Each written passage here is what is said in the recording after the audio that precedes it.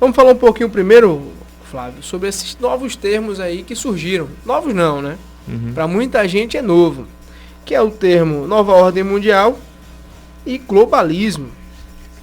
Eu queria que você entrasse um pouco nesse assunto e explicasse um pouquinho para os nossos ouvintes, né, e telespectadores.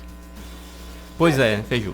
Esse tema, né, sobre o globalismo, justamente se tratando desse bloco ocidental, né, mas é importante que a gente também entenda o que de fato é o que é que são esses termos, o que é que significa globalismo, o que é que significa nova ordem mundial, e não apenas ficar repetindo e caindo também em narrativas, né? Porque hoje em dia, eu até falei sobre isso no Twitter essa semana, hoje em dia não importa mais os fatos, nem a verdade, não importa mais a realidade, o que importa são as narrativas que são colocadas. As narrativas é que dominam o debate público, e aí quem tiver mais força para poder difundir essa narrativa é quem vence o debate, independente do fato, independente do que esteja acontecendo na realidade. Então isso é um problema muito grave. E para quem quer estudar realmente o que é globalismo, ou quer estudar o que é nova ordem mundial, eu sinto decepcioná-lo, mas vai ser um trabalho um pouco tortuoso, né? Porque são uma dezena de livros, né? O que eu tive contato e tenho estudado é o Alexandre Costa. Ele tem um livro, né? O Brasil e a Nova Ordem Mundial. Recomendo que é um livro pequeno, é bem introdutório nesse tema. E ele também tem um curso no Brasil Paralelo. Esse curso eu vi todo. Então é fundamental que a gente, para falar sobre esses temas, a gente tenha pelo menos a mínima noção, o conhecimento e o estudo.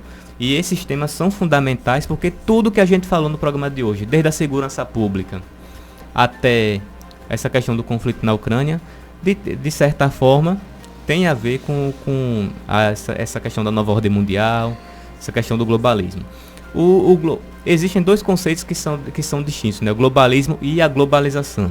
Globalização é esse processo que a gente já conhece, que a nossa sociedade vive hoje, né? O Brasil ele não produz tudo que é necessário para a população viver. Hoje em dia, os eletrônicos, por exemplo, 90% é produzido na China.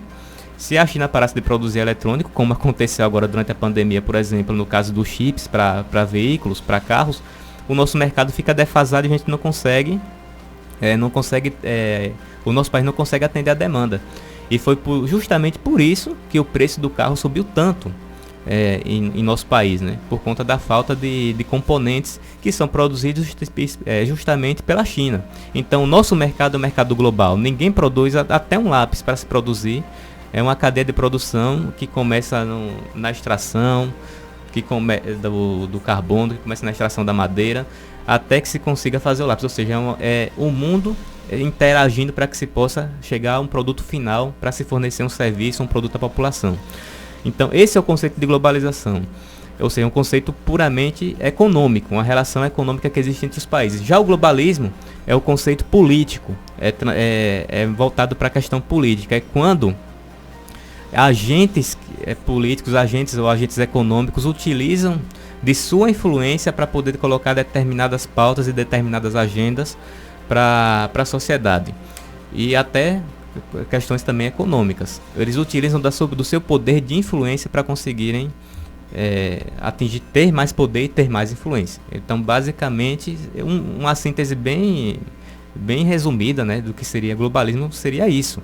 É a questão da influência política dentro da nossa sociedade por parte de grupos de interesse, né? Então, isso é o que tem se colocado a partir nos últimos anos, nas últimas décadas, especialmente na questão da segurança pública, por exemplo, que a gente falou no primeiro bloco. De onde é que veio essa ideia de que criminoso tem que ser ressocializado, tem que ser que o ladrão ele não é bom, é a sociedade que o corrompe? De onde é que veio tudo isso? De onde é que veio essa agenda de direitos humanos, de proteger o criminoso, de colocar ele como uma vítima da sociedade? Isso aí veio dessa agenda globalista, dessa agenda de interesses, de pessoas que querem destruir a nossa civilização, porque o objetivo deles é ter mais poder. Para ter mais poder é necessário enfraquecer a sociedade. E como é que se enfraquece a sociedade? Enfraquecendo a família, que é a base da sociedade, e enfraquecendo também os pilares, os valores que tornam essa sociedade coesa. E os valores, claro, que tornam a sociedade coesa são o quê? Justiça, a fraternidade e etc. Então, esses valores estão sendo corrompidos de dentro para fora, e com isso nossa sociedade está ficando cada vez mais fraca, e isso resulta naquilo que nós estamos vivendo hoje, que é justamente esse cenário de guerra, um Ocidente totalmente esfacelado. A nossa civilização hoje em dia, como está enfrentando uma crise de lideranças, que você não vê uma pessoa assim que você diga, não, esse daqui é um líder que representa o Ocidente, que carrega os nossos valores e que tem condições de evitar o avanço de um psicopata como Vladimir Putin. Então não existe mais essa figura. E é por isso que todo esse conflito que está acontecendo na Ucrânia, essa guerra que está acontecendo, ela deriva disso, da falta dessa crise do Ocidente. A crise de valores e uma crise de lideranças. Outro exemplo também que você pode colocar é o da própria OMS, né? Sim. O da própria OMS, que hoje, com esse contexto da pandemia, hoje todo mundo sabe quem é o Tedros Adhanom, mas você vê que você não pode questionar uma lei que venha, uma recomendação, com muitas aspas, / lei, que venha da OMS. Então a ideia do globalismo é basicamente isso, um órgão controlando todo mundo. E Lula defende isso, né? Lula falou. Controlando todo mundo. Por mais que você possa olhar assim e falar, não, mas a questão da pandemia que foi necessário. Não, amigo, isso veio para ficar. Veja que o controle ele veio para ficar, o controle social veio para ficar. Então, não se espante, outras pandemias vão acontecer, outras formas de controlar a sociedade vão acontecer. E eles estão continuando aí combatendo a soberania nacional, né? A independência da sociedade, verdadeiras lideranças. Tudo isso em nome desse poder, em nome dessa visão essa visão utópica que a sociedade ela tem que ser controlada, a sociedade não pode ter direitos, ela tem que ser controlada de cima para baixo. Imagine um cara de Bruxelas, um cara de não sei da onde, determinando o que é bom para você. O cara não sabe qual é a sua realidade. Então hoje é a OMS, mas não tem só a OMS, tem muitos órgãos ligados à ONU. Unesco, isso, que tem ligado à educação. Pronto, imagine, um cara lá longe, na casa da Gota Serena, dizendo como é que tem que ser a educação do nosso país. Dizendo como deve ser a educação do seu filho. Exatamente, né? Então isso é o globalismo. Não é teoria da conspiração. Você está vendo, antigamente, há um ano atrás, se a gente falasse sobre isso, a gente estaria sendo condenado falando que fala sobre teoria da conspiração. Uns 2 anos, né, quando começou a pandemia. Pronto, uns 2 anos. Mas hoje você pega a própria Rede Globo falando sobre essa questão da nova ordem mundial. Você pega muita gente sabendo já e falando sobre essa questão do globalismo. Então fique esperto. Como é que você pode ficar esperto? Candidatos que são aversos a essa visão de poder, esses são os mais recomendados. Não, isso é só um dos critérios. Um dos critérios, tá? Não posso bater o martelo, não. Porque aí você pegar um comunista que é contra o globalismo... Ele também é um globalista. Ele também é um globalista. Só que do lado vermelho, né? Ele está lutando por outro império. Por outro império. Tá? E é justamente isso que se coloca, né, nesse debate todo no conflito da Ucrânia e da Rússia. Porque o que é que se tem disso na internet por parte aí inclusive de influenciadores bolsonaristas, né, de pessoas que se colocam como se fosse o suprassumo da direita no nosso país, sendo que pouco tem conhecimento para dizer isso e simplesmente querem estar ganhando sua monetizaçãozinha na internet e querem estar fazendo todo tipo de malabarismo retórico para atrair, né, manter um público e atrair um público que é fiel. Somos todos Zé Ruela, meu irmão. A gente só tem opinião. Em momento algum aqui o Direita Sergipana vai se colocar como dono da razão. Aqui é a minha opinião, a opinião do Feiju, a opinião do Flávio. Como eu disse, se vocês querem saber realmente o que é globalismo, peguem os livros e se aprofundem. Pode começar por Alexandre Costa, que é um cara excepcional, um cara muito bom, que fala sobre o tema, fala sobre as sociedades iniciáticas, né, que são... É fundamental se falar sobre isso, né? Não vou citar aqui nomes, mas eu acho que vocês já sabem do que é que eu estou falando. E essas sociedades, elas introduziram esse modelo no Ocidente, né? De um poder acima de todos, comandando de cima para baixo a vida de não só os países, como também os meios da sociedade, né? As universidades. Eles têm muita influência no meio do direito, por isso que o nosso STF está desse jeito, inclusive, né? Você vê o ministro Luiz Fux, ele dizendo que estava o STF estava trabalhando para a implementação da Agenda 2030.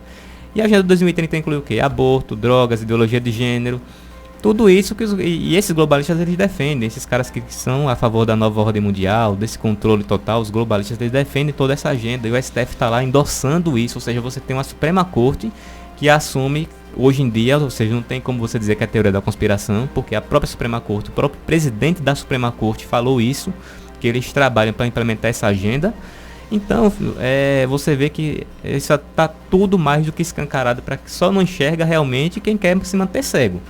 Quem não quer abrir o olho para poder ver o que é que está acontecendo em nosso país. E também no mundo, né? Também no mundo. E aí, voltando para essa questão, muitos desses influenciadores que se dizem de direita estão passando o pano para a Rússia, para Putin, colocando como se o lado certo desse conflito fosse o lado do Putin, ou querendo dizer que não, o responsável pelo conflito foi o presidente da Ucrânia, simplesmente como se ele não estivesse cumprindo aquilo que ele foi eleito, que era realmente aproximar a Ucrânia da União Europeia. Isso é um compromisso que o próprio povo ucraniano cobrou em 2013, 2014, lá naquela revolução que eles fizeram para tirar o presidente que era ligado ao Vladimir Putin. É só vocês procurarem um documentário também chamado Winter on Fire. Tá na Netflix, pode assistirem lá, também tá no YouTube. Vocês vão ver esse documentário explicando o que é que foi aquela revolução. É um presidente corrupto, ligado ao Vladimir Putin. O cara só não roubou tanto quanto o Lula. Mas o cara roubou. E roubou muito. Roubou muito, só não roubou tanto quanto o Lula. Porque chegar no nível de Lula, né, aí já é pedir demais, já é pedir muito. Só Putin. Só Putin. Só Putin. Aí o cara foi afastado do poder, foi tirado da presidência pelo povo nas ruas após um massacre, porque o cara botou o exército, a polícia da Ucrânia, botou milícia para poder... Morreu foi gente, meu. Morreu muita gente. Enquanto a população tava só com pau e pedra, depois alguns se armaram. Mas só a população completamente desarmada, você tinha um exército ali com armas, matando a população. Meu irmão, é horrível. E é importante que você preste atenção, pô. Cuidado com esses youtubers aí, cuidado com essa galera aí que quer tomar a sua audiência, o seu dinheiro, a sua mente. Porque o cara tem um negócio no ego, né? Ele quer ser o bom a qualquer custo. E a guerra é muito mais complexa, né? Claramente você tem que condenar a Rússia porque está invadindo um país. Se não condenar a Rússia também, você não pode condenar o MST, né? Já que invade território e não pode condenar o Guilherme Boulos, porque o que ele faz também é isso. Então você tem que condenar a Rússia, você tem que observar o que é essa força globalista, você tem que condenar, questionar até alguns argumentos do próprio Putin. Por que a OTAN precisa expandir tanto se é uma força de defesa? Né? Se é uma força de defesa. Você tem que entender que a população ucraniana, você pode questionar o que for do cara. Do presidente, né? Dos Zelensky. Mas só que a população ucraniana escolheu por 2 vezes, não foi isso? Foi por 2 vezes. Por 2 vezes. E em 2014, depois dessa revolta, a política que eles queriam era justamente essa. A pauta que eles queriam quando foram para as ruas era justamente essa. Colocar a Ucrânia na União Europeia. Ponto final. O presidente que eles elegeram, obviamente, tem que estar comprometido com essa agenda. Se não tivesse, não faria sentido ele estar lá, né? Sim. Não faria sentido ter tirado o corrupto lá, que era ligado a Putin, do poder. O cara foi eleito, meu amigo. Tem que respeitar isso. Se ele quer fazer parte da União Europeia, é um direito do povo dele lá. A gente tem que respeitar isso. E exato. E a Polônia, né? O que a gente pode dizer? A Polônia é o país mais conservador que tem ali naquela região do leste europeu. Faz parte da União Europeia, não é isso? A Polônia faz parte da União Europeia. E você não vê o povo deixando de ser conservador por conta disso. Vai autorizar que Putin também invada a Polônia depois, porque o projeto expansionista do Putin não tem limites. O cara é um psicopata. O cara tomou a usina nuclear. Vou falar aqui, eu admiro o Flávio, porque o Flávio é um cara muito paciente. Nos grupos, os caras falando, não, que Putin é conservador. Eu rindo e falando, pelo amor de Deus, pare. E o cara escrevendo texto para poder explicar que o cara não é conservador, que que a Rússia é uma ditadura também. E aí é que entra essa questão. Essa ideia do globalismo, como eu expliquei aqui, é você controlar de cima para baixo, determinar quais que vai ser as políticas, quais serão as políticas adotadas em todos os níveis, em todas as esferas da sociedade. E você acha, o que é a China, pelo amor de Deus? O que é a Rússia? Não é isso não? Não é um projeto globalista, não é um projeto de hegemonia? Totalmente. A China, pronto, quem colocou dinheiro? Aí entra o Alexandre Costa mais uma vez. Quem colocou dinheiro para financiar a China, o que ela é hoje em dia? Foi a família Rockefeller. Foi uma das famílias que mais colocou dinheiro na China para tornar esse projeto, essa ditadura que acontece lá hoje, uma realidade. Uma ditadura que utiliza do capitalismo ocidental, só que beneficia aqueles empresários que estão de acordo com aquela política dela. Só que é aquela história, né? Não alimente o monstro porque ele pode crescer e engolir você depois. E é isso que aconteceu. Foi o que aconteceu com a China. A China cresceu tanto dentro fazendo essa política, né? Utilizando o capitalismo, que eles criaram seus próprios líderes, criaram seus próprios empresários locais que estão sob o guarda-chuva lá do Xi Jinping, do ditador. E agora eles estão comprando o mundo. Compraram a Etiópia hoje em dia, a terra do Tedros Adhanom, né, da OMS. É praticamente uma pequena China, porque eles compraram tudo lá dentro. Compraram boa parte das regiões da África que vivem na pobreza. Estão comprando terras no Brasil. Botaram 25 bilhões agora na Argentina. Você acha que eles estão fazendo isso por quê? Não é um projeto expansionista, não é um projeto globalista de implementação de um regime, de um controle social, como eles já fazem lá no país deles. O que eles fazem no país deles, eles querem implementar para todo o resto do mundo. Isso é evidente, basta ver essa política de lockdown, de onde é que veio. Quem implementou primeiro? Foi a China, apesar de ter sido uma iniciativa lá em 2016 com Bush. Quem implementou primeiro isso em larga escala foi a China, lá em Wuhan. E aí essa política foi exportada para o resto do mundo. Todo esse autoritarismo que a gente está vendo hoje na pandemia surgiu lá. Iniciou com a China.